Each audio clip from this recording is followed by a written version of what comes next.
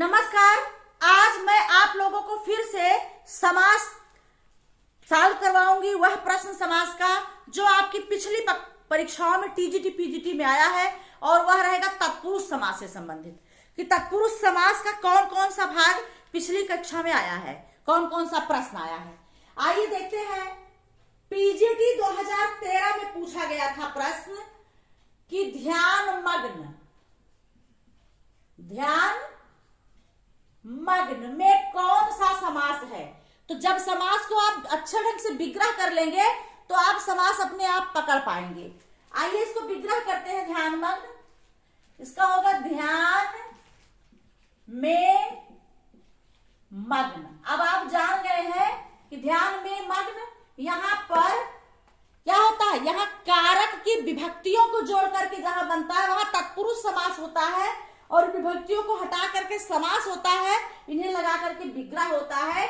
तो ध्यान में मग्न में पर यहां पर समास कौन सा होगा, तत्पुरुष।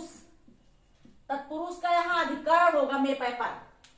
अगला प्रश्न पूछा गया है पर्णकुटी, पीजीटी 2010 पूछा गया है। पीजीटी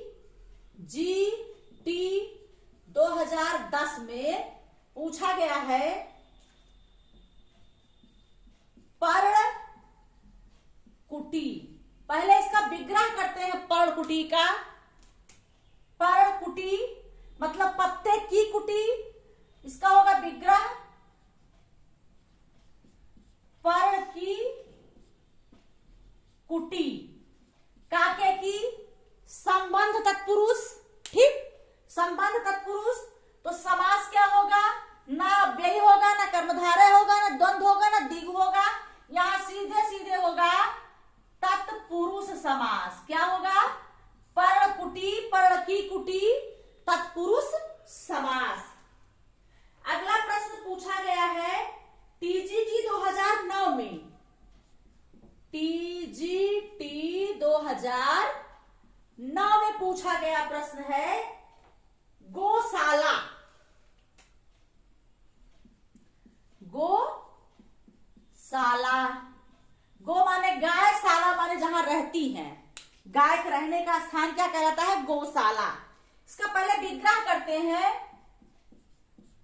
गो के लिए शाला या घर। तो यहां पर क्या होगा, के लिए, यहां के लिए जो है ये करण तत्पुरुष से जुड़ा हुआ है। गौशाला क्या होगा, तत्पुरुष समास में करण तत्पुरुष होगा, लेकिन आपको करण कर्म इन तत्पुरुष नहीं पूछेंगे, सिर्फ तत्पुरुष कर्मधारय अव्ययी बहुब्री यही ऑप्शन में रहता है। तो आप जानिए कि तत्पुरुष समास है। अगला प्रश्न पूछा गया है पीजीटी 2009। पीजीटी 2009 में पूछा गया है कठपुतली। कठपुतली क्या पूछा गया है, कठपुतली। अब इसका विग्रह होगा काठ की पुतली। यहां पुतली का संबंध है काठ से। किसकी बनी हुई है, काठ को लकड़ी से, लकड़ी काठ की का संबंध है, काके की। यहां काठ की पुतली, कठपुतली। यहां पर समास क्या होगा, तत्पुरुष। क्या होगा, तत्पुरुष समास। आगे आइए देखते हैं टीजीटी 2001। टीजीटी 2001 में पूछा गया है प्रश्न क्या है,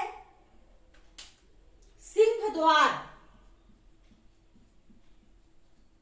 सिंह द्वार, इसका समास विग्रह होगा सिंह का द्वार। सिंह का के की संबंध है सिंह का द्वार से, का के की संबंध तत्पुरुष। तो समास क्या होगा यहां पर, तत्पुरुष समास।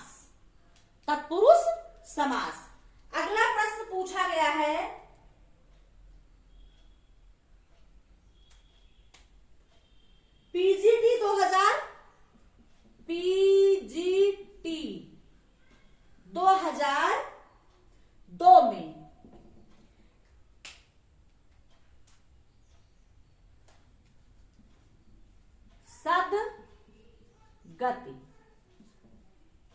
सदगति। इसका क्या होगा? सद की गति। ये इसमें कौन समास होगा? सदगति।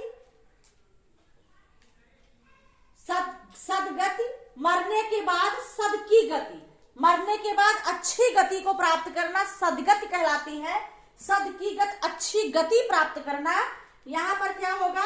यहां पर भी होगा तत्पुरुष समास। क्या होगा? तत्पुरुष समास। सदगति, मृत्यु के बाद अच्छी गति को प्राप्त करना, सदगति, तत्पुरुष समास। अगला है हाँ, ठीक है।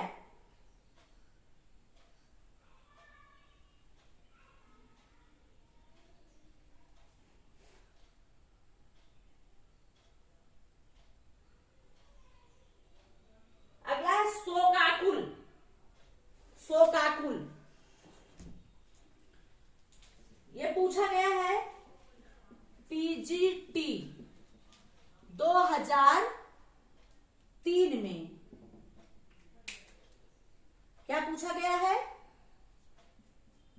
शोकाकुल। शोकाकुल क्या होगा?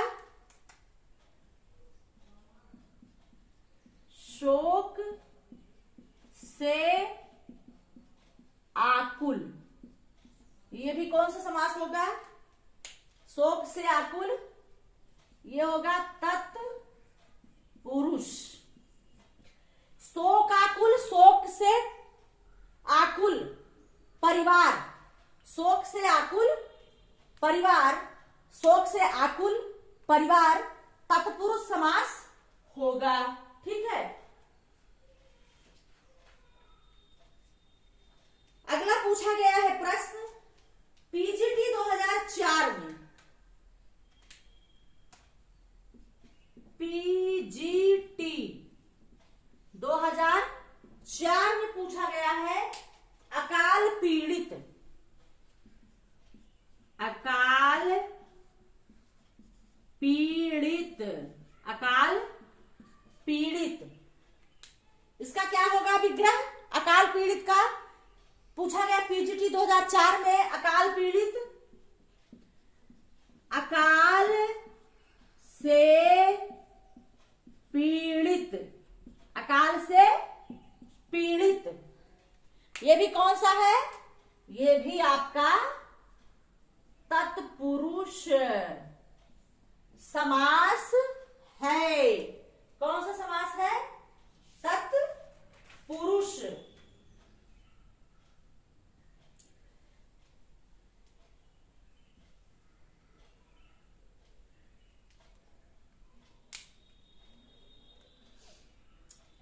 और एक प्रश्न और है आपका टीजीटी 2003 में पूछा गया है।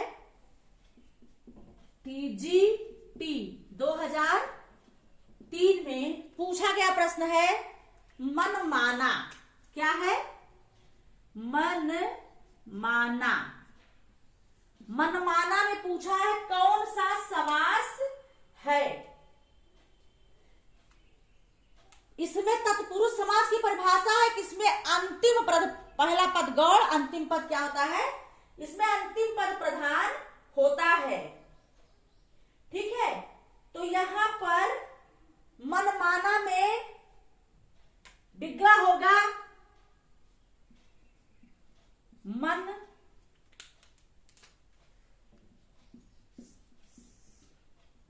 मन के अनुरूप चलने वाला। क्या कहते हैं? मन के अनुरूप, ठीक, चलने वाला, उसे क्या कहते हैं? मनमाना। मन का माना क्या होता है? क्या होता है इसका? मन का माना। मनमाना समास होगा तत्पुरुष। ठीक। मनमाना पूछा गया टीजीटी 2003 में। तो ये तत्पुरुष समास से संबंधित प्रश्न जो कि आपके टीजीटी पीजीटी परीक्षा में आए हैं 13 तक का। कक्षा में तत्पुरुष समास को मैंने सॉल्व करवाया, जो कि 2013 में ध्यानमग्न, पर्लकुटी, गौशाला, कठपुतली, सिंहदौर, सदगति, शोकाकुल, अकाल पीड़ित, मनमाना, ये आपके तत्पुरुष समास रहे हैं जो परीक्षा में पूछा गया है। समास आप अच्छी तरह समझिए, मैंने समझाने का पूरी तरह से प्रयास किया है, आप उसे अच्छी तरह समझिए और उसके बाद आप अच्छी तरह से विग्रह कर लेंगे, नियम को रट लेंगे, समझ लेंगे, तो आपको समास को सॉल्व करने में किसी प्रकार की कोई कठिनाई नहीं होगी। आज की कक्षा में इतना ही, अगली कक्षा में फिर भी आपसे मिलते हैं, तब तक के लिए धन्यवाद।